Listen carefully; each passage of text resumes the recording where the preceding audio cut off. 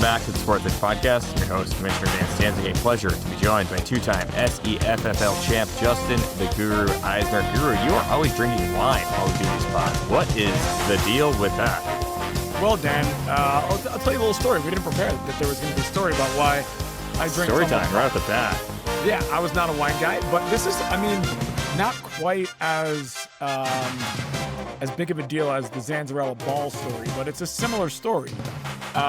When COVID first happened, you guys may remember, but we had young children at that time, and our kids were going to school. Most people were not. And anytime somebody tested positive, it was kind of a big thing. Everyone had to go get tested and see where you were at. This was pre-vaccine. And so someone in my younger son's school, actually my older son's school, had tested positive. So we all had to test. And everyone tested negative, except I had tested positive despite not being sick. Yeah. Went back 2 days later because I thought that doesn't make any sense, and I tested negative.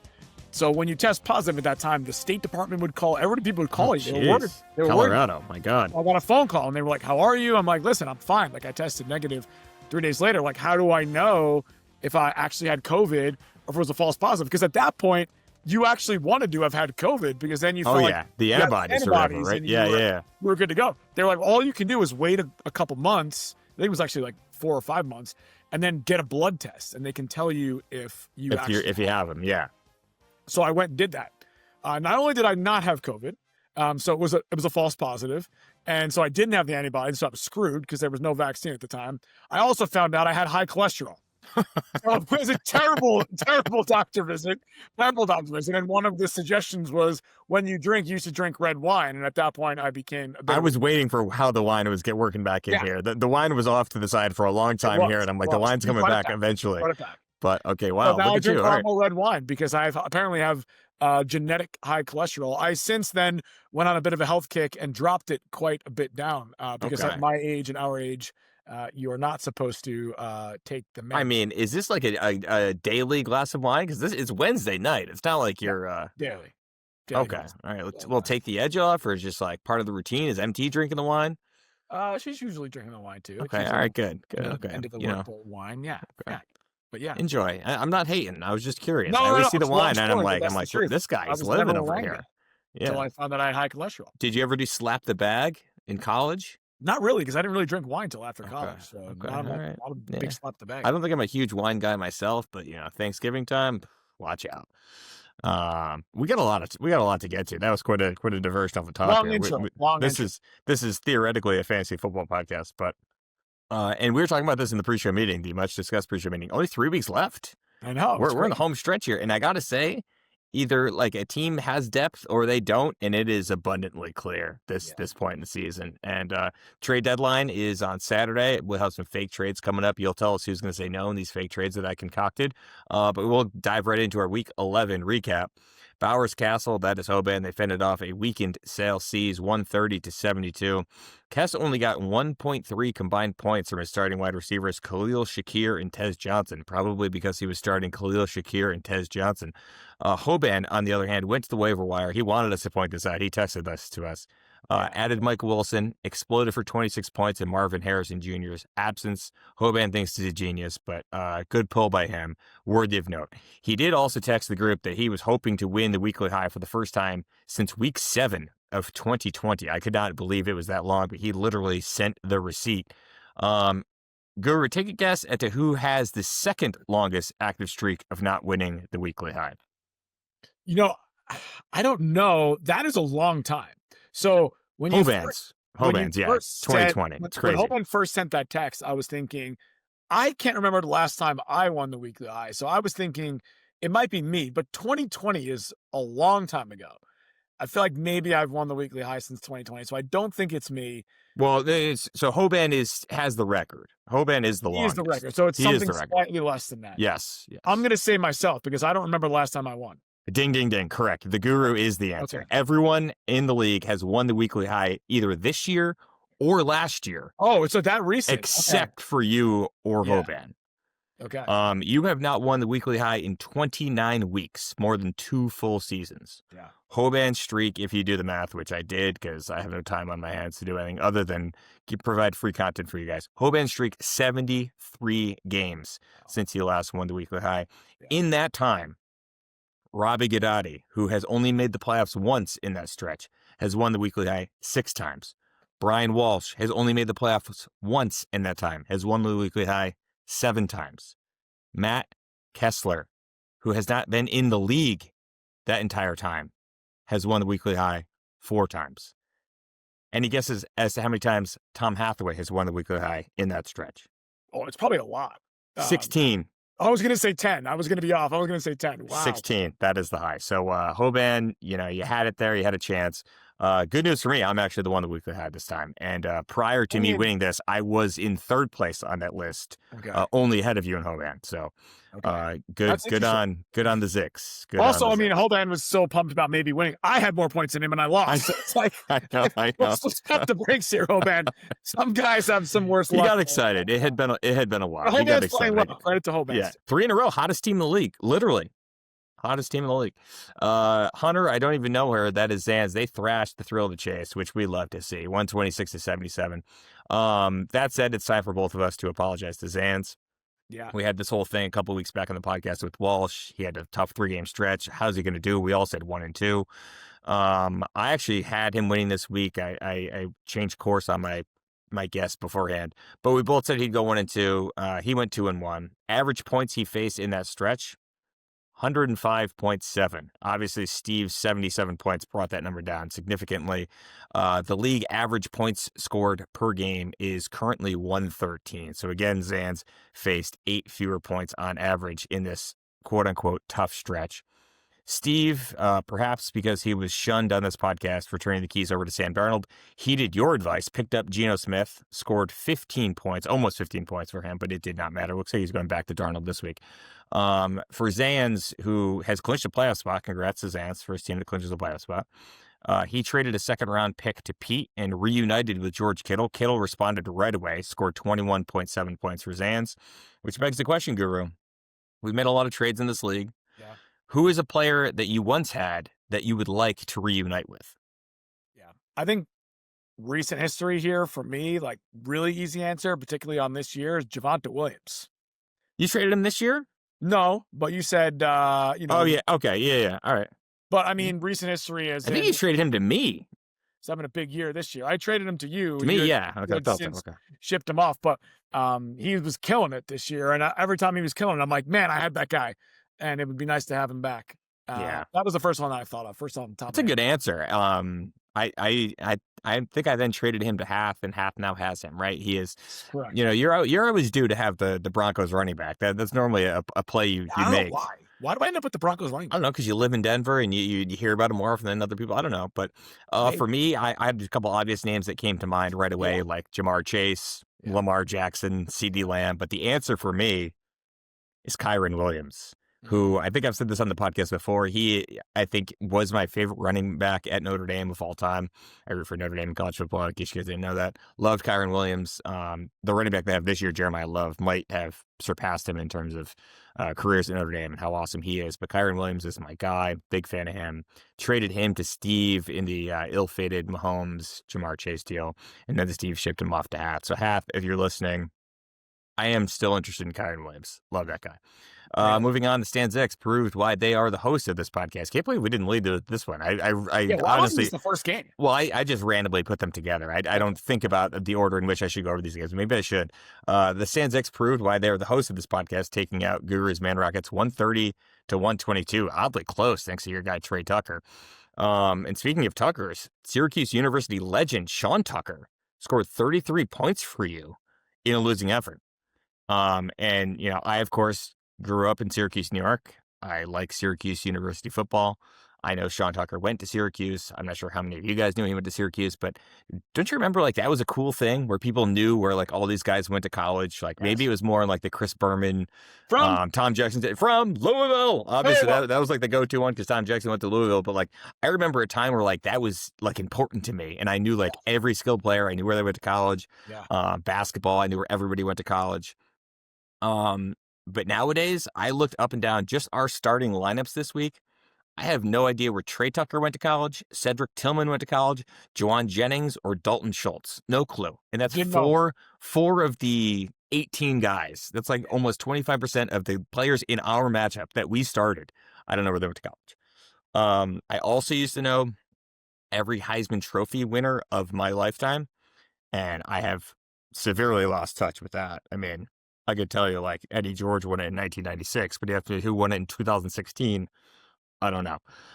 So Guru, what facts, what stats, what trivia, or otherwise useless information could be non-sports related? My answer is non-sports related here. Yeah. Do you still know off the top of your head? Yeah. This one's pretty easy for me, Dan, and it is non-sports related. So here we go. Harry Truman, Doris Day, Red China, Jackson Ray, South Pacific, Walter Winchell, Joe DiMaggio, Joe McCartney, Richard Nixon, Studebaker, Television, North Korea, South Korea, Marilyn Monroe. Do you know the whole song? Rosenberg, Tom, Sugar Ray, Pamela John, Brand. You know it all? I know it all. And have you performed it in karaoke? England's Got a New Queen, Marciano, Liberace. Oh my goodness. We could go for those that don't know, this is of course We Didn't Start the Fire by Billy Joel. That couldn't be more useless. Couldn't be more useless. I know all. We may have talked about this before, but have you done that karaoke? I have. Okay, good. Okay, yeah. That's like we must have talked about this. I've seen one person do it live, and it is a showstopper. Yeah, like, I mean it's having that memorized in some ways, but I'm also from Long Island, and if you don't know, like 75% of that, they kick you off the island. I think that's how it works. I didn't know that. Wow. Yeah. But that would be it. I mean, I think the other thing would just be like really random Seinfeld trivia. It's pretty hard. Yeah, you and I are very much aligned there. Did you know? I think I'm trying to think. I want to say it was Fall Out Boy. Someone did an updated version. It was Fall Out Boy. And I only know this because I did it back when I was a blogger. I did it on my blog, The Shampoo Effect. Ask Clancy about it. I did an updated version of it way back when, before Fall Out Boy. And so when Fall Out Boy did it, my cousin Kate was like, "Hey, they stole your idea." I'm like, "Not my idea, but like, good idea, great song, good." I don't even know how good the Fall Out Boy version is, but at least we're both aware of that. My answer is nerdier than yours. I know all. I mean, this is so nerdy, but every once in a while, we'll say maybe once a year, sometimes maybe once every 2 years, my wife and I will sit down, and she is not the nerdy Jeopardy fan like I am. Okay. We will sit down, and she'll say, "All right, we're going to try to write down the 50 states. You write them down, I write them down. We'll see who gets them all." I know all 50 states. I don't need to know that stupid song that they teach the kids these days. And I also know all 50 state capitals. I was reminded of this I think last week or the week before, our niece was over, and she knows that song. So my wife said, "Screw it. Like, let's do it. Let's figure it out." Our niece wrote down all 50 states in like 13 seconds because she just knows the song and said it in her head, wrote it down. Right. I got all 50 states, and I'm very confident I still know all 50 capitals. Yes. Very nerdy. Very, very nerdy. But that is that's a good my useless I know the capitals as well. We talk about that quite a bit over here. I didn't learn the song in school. I don't know. I think that happened after we were in grade school. But MT knows the song. She knows it too? She does. She knows the song. So I thought maybe it was an East That's Coast. Unfair. Yeah, maybe yeah. I don't know. Maybe she doesn't know the capital. I know the capitals. I know the good. Yeah, some of them are tricky, but they are tricky. I learned these when I was very young and have since remembered them. But that gets you nowhere. Knowing them does absolutely nothing for me. And then if you ever tried to when you have younger kids like I do, then they're like, "What's a capital?" And it's like kind of hard to explain what the capital is. What it is, like what it means. It's like where the people are. I don't know. Who knows what a capital is? Well, what you got to tell them? It's where the governor lives. I get that, but at the end of the day, they're like, "What's the governor? Who's the governor?" It's the biggest city. It was like, well, no, it's not. It's not the biggest city. It's not even the most important city. Yeah, it's confusing. You're right. Yeah, it's kind of confusing. You should just start answering your kids' questions with questions of your own, and just make them answer the questions. That's what you got to do. That's it. Parenting advice here. Parenting. All right, we move on. Josh Allen, 48 points for the Allen Bros, 48 of the 105 for Pete, and they fended off the McConkeys to win their third game of the season. Perhaps it was fitting. Half's team's namesake, Lad McConkey, only scored 2.8 points. So that's 48 something for Josh Allen at 2.8 for Lad McConkey. And Pete gets a win, deservedly so. Yep. I was looking at Hath's schedule here because he has not clinched his playoff spot. Zans has. And I was looking to see how easy or difficult it was going to be for Hath to get a first round bye, see if anyone else has a chance to get that number 2 seed. Yeah. Only one team plays both Pete and Robbie, the two teams at the bottom of our rankings here, both 3 and 8. Only one team plays both Pete and Robbie in their last 3 games. Who do you think that team is? I felt like it was going to be a trick question. It was going to be Hat, but then I realized there's no way that's possible because he just played one of them. That seems off. I'm going to go with Kess. I'm disappointed in you. Is it me? No. Oh, okay. It's Zans. Of course it's Zans. Well, of course. It's easy schedule Zans. So obviously, come on. Of course. Why wouldn't it be Zans? Wait. We should go back to the Zans for a second. I mean, you said we needed to apologize to him. First of all, Steve always screws it up. So fantastic. Yeah. Second thing is, like, we both said 1 and 2. We ended up 2 and 1. We were 1. Yeah. We weren't way off. Yeah. Also, we should revisit what was the point total we all went with. You said it was. I know I said 110, and the answer was 105. I said 108, maybe, or something. I'd have to go back and listen. I only remember my own guesses. I don't don't know fact what you say check in this on podcast. this podcast. Yeah. We need a production assistant or something to do that kind of work. I don't have that much time. Fucking Zans, unbelievable. I know, and of course, 3 games left. 2-3 and 8 teams. He plays both of them. Nobody else does, of course. Last game on the docket to recap Week 11. The Honey Bijan Badgers needed tight end Jake Ferguson to deliver on Monday night to avoid a 4-game losing streak, and he did just enough. I mean, just enough. Ferguson scored 9.6 points. That put the Badgers a mere 0.52 points ahead of I Love Hyphens and secured the win for Walsh. It is the smallest margin of victory in the Badgers' history and the smallest margin of defeat in the Hyphens' history. So I'm looking at both these teams, Guru. Yeah. Walsh's team, Robbie's team. If you had to choose one roster, if you had to trade your roster for their roster, you had to manage one of their teams, which team would you take? This was really hard. I looked at this. Harder than I thought. It's really close. It's hard.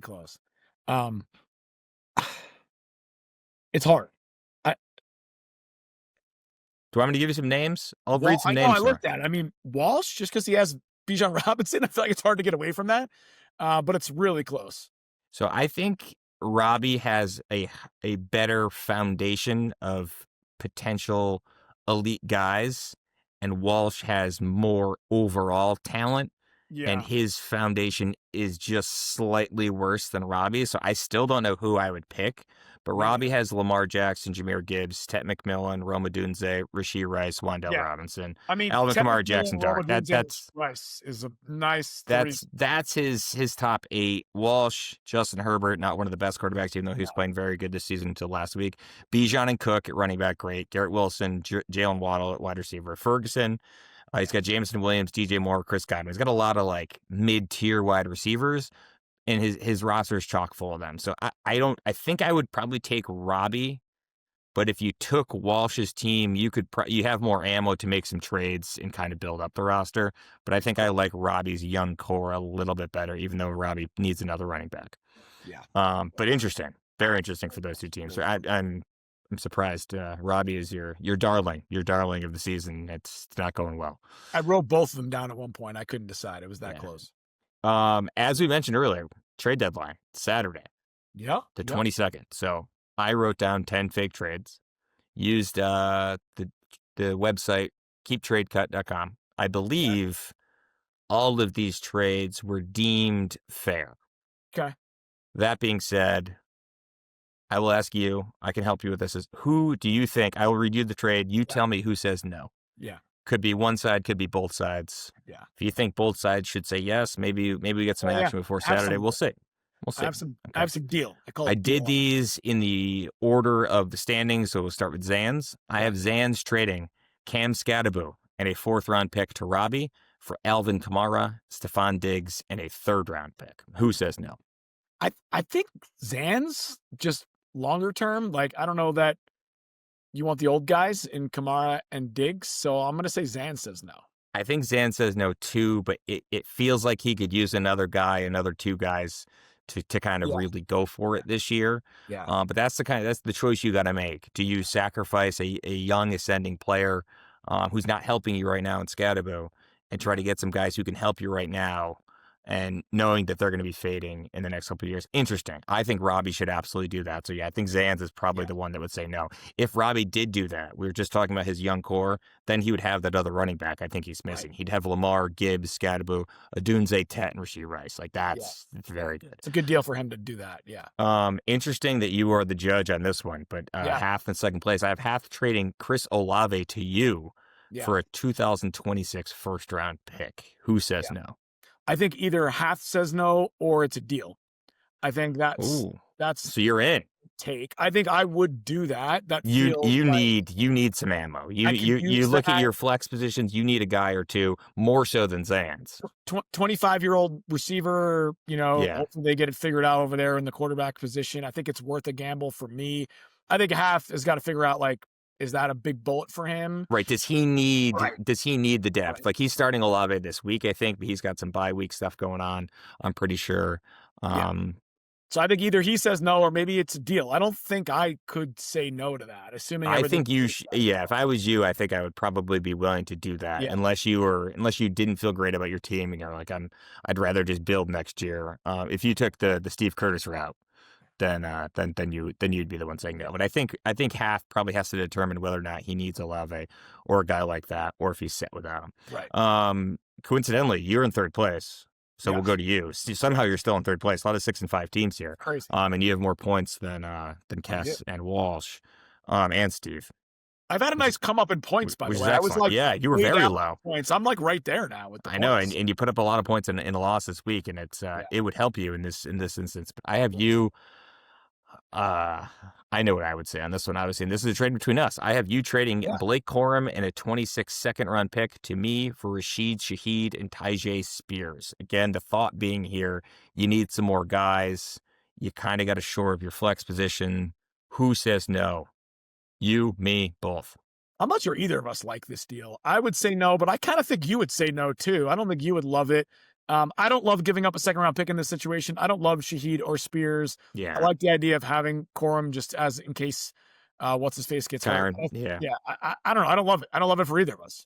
I think I would do it, but I think you shouldn't do it. Well, I have Guru on mine. Guru says no. That was I think that is right. I think that is right. I don't think if I'm you, I'm getting enough bang for my buck of a second-round pick. I'd rather own the second. I'd rather own the hand. As much as you need like a guy or two to kind of make you more of a contender this year, I think you can do better than that. I agree. That was what I had written down. Yeah.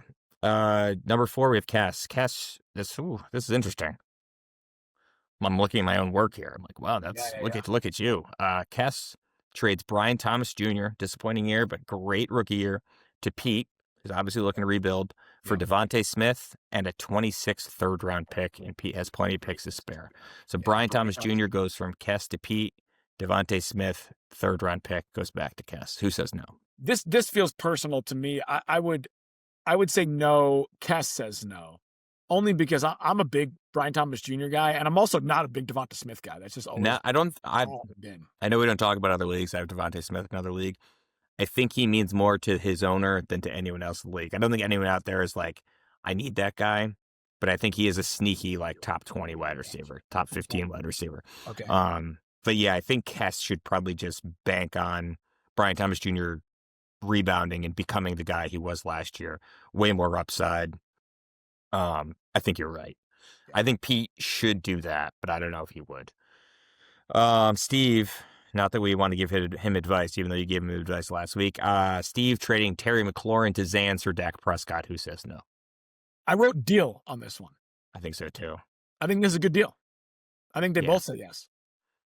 I think they both should say yes. Yeah. Terry McLaurin obviously is still an injury question there. I don't know if or when he is slated to come back, but if he does come back, he could certainly help Zans. He was a great piece last year. Obviously that was with Jane Daniels. Steve had that stack working for him here, and he obviously needs a quarterback. Dak would do wonders for him above what he's currently rolling with. I don't know who actually says no there, other than Steve just being a total wimp and terrible manager saying no.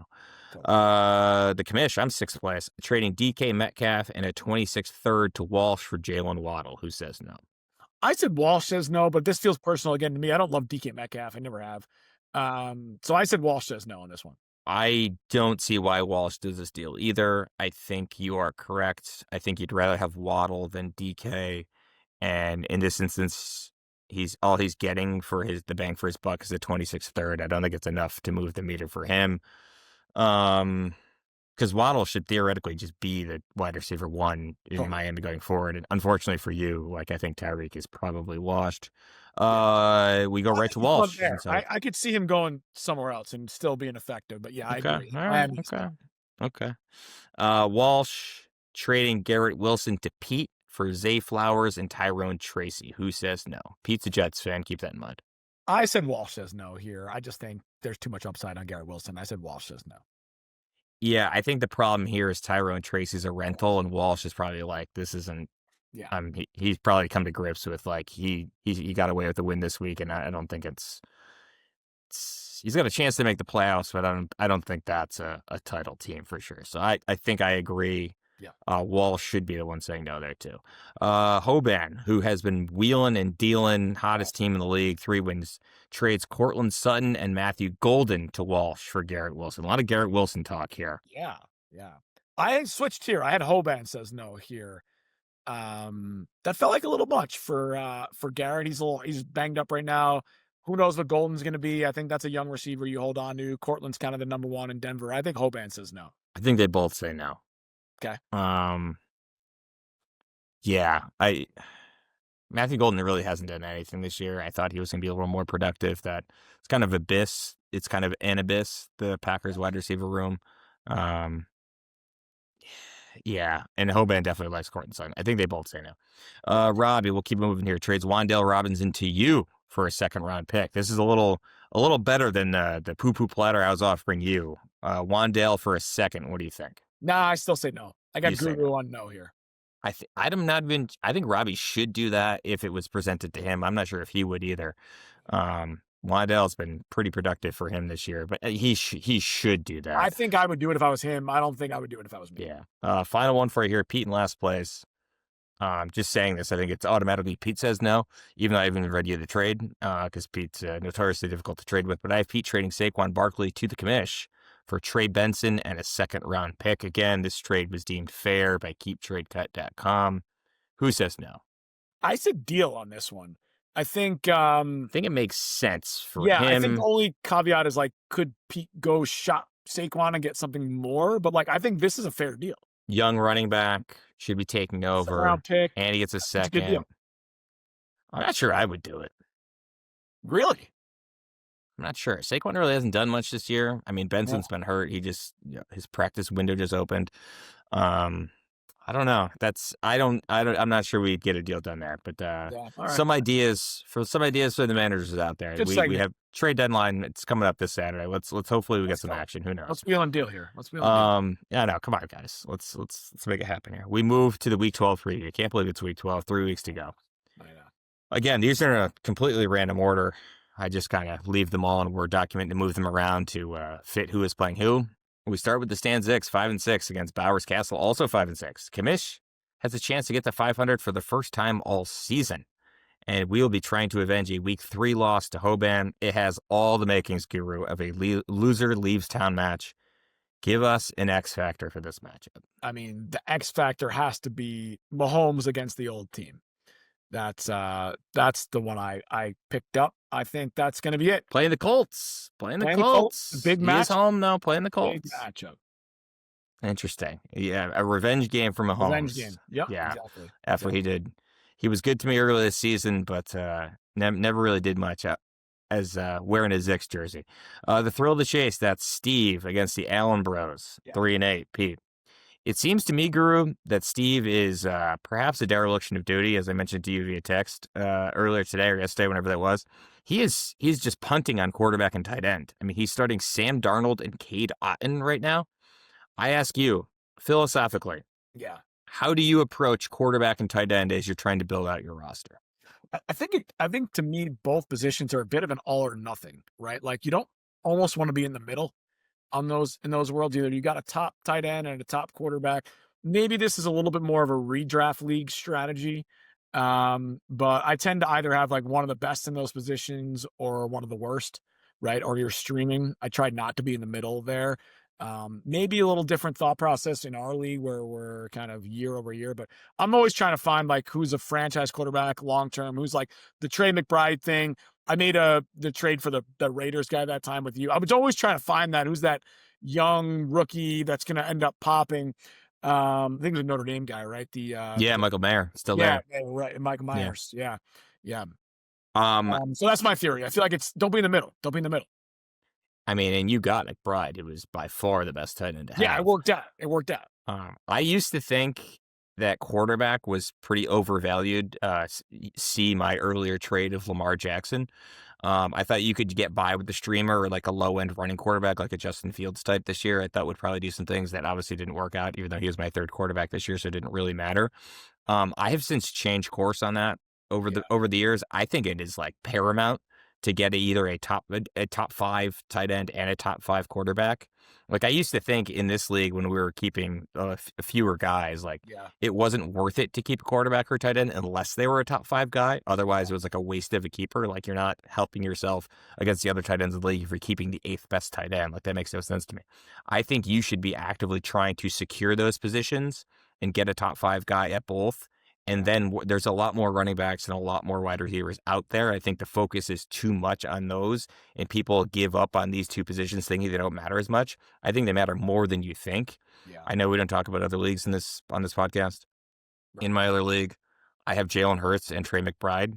I'm pretty set at quarterback and tight end. In this league, I have Drake May, who's been a top 5 guy this year, and Tyler Warren. I moved heaven and earth to get Tyler Warren, and it worked out greatly for me.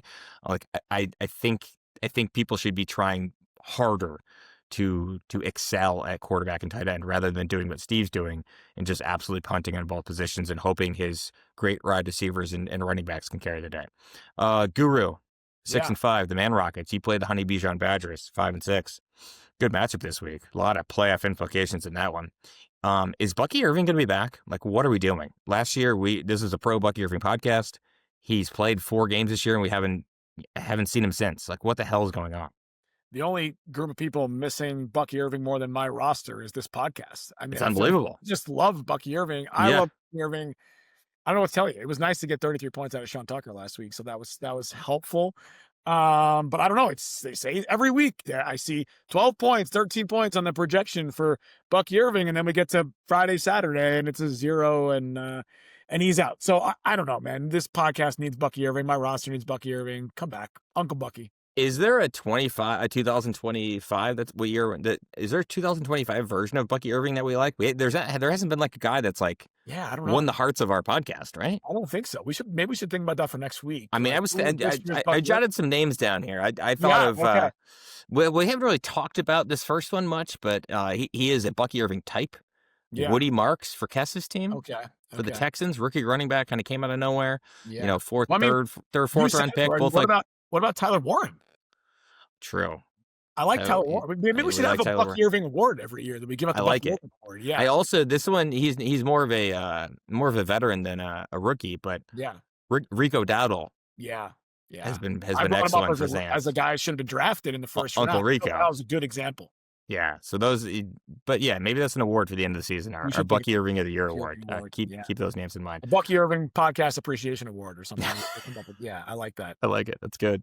Yeah. All right, Robbie's team. I love hyphens. They're 3-8. They're playing Zans. Hunter, I don't even know where they're 9-2. Zans, as we mentioned, clinch a playoff spot.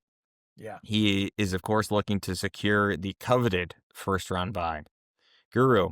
We're talking SEFFL history here. Yeah. Who do you think has earned a top 2 seed and a first round bye the most in league history? This was a hard question. I am not sure. I said Pete, but I don't feel great about it. Pete has only done so 3 times. Okay. What's the number in terms of who got it the most? The number sticks out like a sore thumb more than anyone else. What is it? What's the number? I don't want to tell you the number. Oh my God. I'll tell you this. Pete has done it 3 times. Yeah. 3 people have done it 4 times. 1 person has done it 8 times. 8 times. I don't know. Me. Guru. Ding, ding, ding. I was gonna tell you the we don't have a lot of rules on this podcast. Yeah, but one of the rules, if I'm asking you a question, the answer is mostly you. Like, I'd say 80% of the time, the answers to the questions are you. Right answers, but it's me. I think It should be 100%. I think I've asked 3 times on this podcast which team, which you've been 2 of the 3 this podcast. Yeah, 2 of the 3. Yeah. So one of them tense. You have won you have clinched a first round bye 8 times in SEFF history. That is 8 times in like 16 years or 17 years. That's really bad. The fact that I've had 8 first-round buys and only won this league twice, that's really not good. I know. I'm going to read you the years in which you run a first-round buy. You finished in the top 2 in 21, in 20, in 18, in 17, in 16, in 14, in 13, in 10, and I think that's 8. Well, I think what made that a hard question was the first number you put up there was 2021. So it's been 4 years. It's been a while. Yeah. It's been a while. Yeah. 8 times. 8 times. Good on you, Guru. All right. This is our last one. And last game to preview, even though these aren't so much preview questions. But the McConkey off my back. That is Hath taking on Celsius. That's Kess. Brock Purdy or Caleb Williams for Kess. He's starting. It looks like he's going Brock this weekend. Who would you start this week, and who would you build around going forward? I mean, obviously, he can keep both. He doesn't have to get rid of one. He can keep both, see who's better. But, like, if you had to pick right now, who do you think you would want to build around? Who would you start this week? So Brock this week, Caleb longer term, but short term. And I don't think either of them super long term. I think I would be in the quarterback market. Yeah, I think Caleb's been disappointing. I got some numbers for you here. Purdy's 2 years older, and everyone knows he was Mr. Irrelevant. So that's like kind of dings him a little in terms of like, oh, but he's not that talented. He finished as quarterback 6 in 2023. That's very good.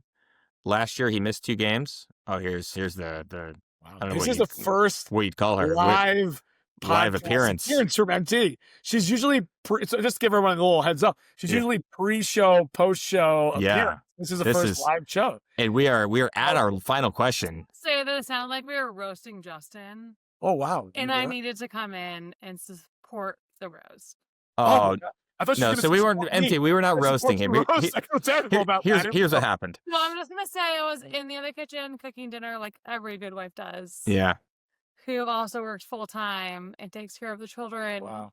Except for maybe on Wednesdays. A lot of wine in this house on Wednesdays. That's what I've heard. That's a martini. Let's just say that I did not take care of our children today, and I'm fully aware and fully okay with supporting that.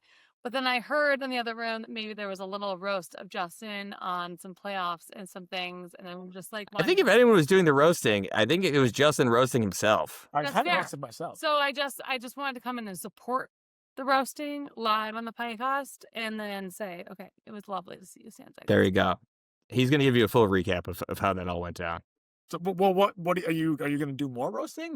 What happened? I didn't hear any of the roasting. No, she's supporting. She's in a supporting role here. I'm also saying full support that Justin threw me a phenomenal 40th birthday party. We should probably recap the. We should recap that. Which I'm not yet 40. Everybody to. Wow. So MT. Quick 40th. MT. Who would you build around? Brock Purdy or Caleb Williams? Yeah, Brock. There's beeping in the kitchen. She's off. Happy early birthday, as she made abundantly clear there. So Purdy's older. Quarterback 6 in 2023. Last year missed 2 games. Still finished as quarterback 11. That's in points per game. Caleb Williams last year was a rookie, quarterback 19. This year he is quarterback 11. So if you look just by the numbers, it's Purdy is the guy. But Caleb has the draft capital, and I think the ceiling is still viewed as a little higher. But I think you're right. I think Hess is probably like kind of what we talked about earlier. You got to be looking to get a top 5 guy, not be living with this 6 to 11 range. Your data there supports my opinion. Is like Brock Purdy very short term. If you had to look like slightly longer term, I'd go Caleb. But if I was him, I would be looking for somebody entirely different. Excellent. We're in full agreement. Good luck to everybody. And I can't believe it. We have 3 weeks left. Playoff chase is getting crazy. Next week's next couple pods are going to be great as we narrow this field down to 6. We get those first round buys. Can't believe you didn't know that you were the team that has done it 8 times. But thank you as always. My only defense to not knowing that is it's been 4 years. That feels like, but I was on quite a run there. Quite a run. Quite a run. Almost every year there. Unbelievable. It was a hot streak. Thanks, Guru, as always, for doing this. Thank And you. good luck to everybody in week 12 here. And we'll be back next week. Same time, same place.